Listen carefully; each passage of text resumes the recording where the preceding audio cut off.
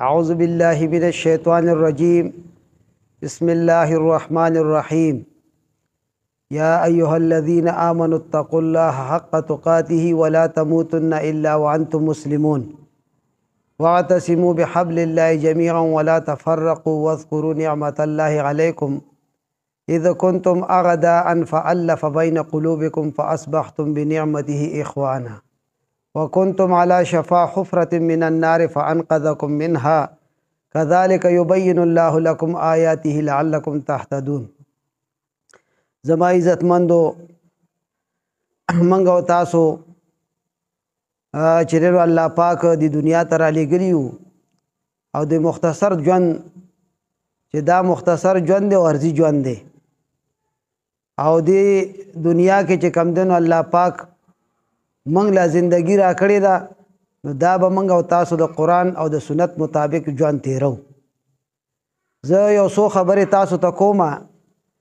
اوله خبره دا چې زمونږ په پنجپیر کې یو عالمی اجتماع چې کم دی نو هغه کیدونکې ده او دې له به د دنیا ګوټ ګوټ نه خلک راځي او د هر قسم چې کم دی نو هر قسم مخلوق به دې له راځي د دنیا ګوټ ګوټ لا.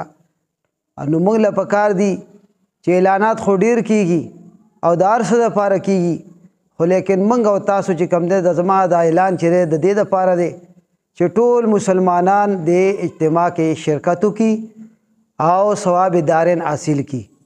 نو دنیا به ښایسته شي او آخرت به هم ښه شي ځکه قرآن او حدیث دا زمونږ چې دی نو دا د آخرت دپاره یو کسوټی ده او تر قیامته پورې به چې کم دی زمونږ ستاسو ځکه القرآن حجت لک او علیک.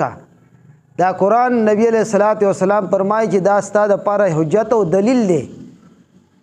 ستا په باره کې به الله په دربار کې چې کم دی نو جګړه کوي او یا به ستا خلاف کوي چې کله هم تا قرآن راواغسته او قرآن باندې نظام پوه کو. امام ابو حنیفه رحمت الله علیه نه چا تپوس کړی چې قرآن ته قرآن ولې ویل کېږي؟ هغه وایي قرآن معنن و لفظن. څنګه چې قرآن یو سړی لفظي یادوي دغه شان په معنی باندې به ځان پوه کوي. نو موږ له پکار دی ګوره چې دا اجتماع را روانه ده او موږ او تاسو د اجتماع کې چې کوم دی نو هم مالي قرباني ورکو هم جاني قرباني ورکو. نو دنیا او آخرت به الله زموږ په دې قرآن باندې هغه ښایسته کوي.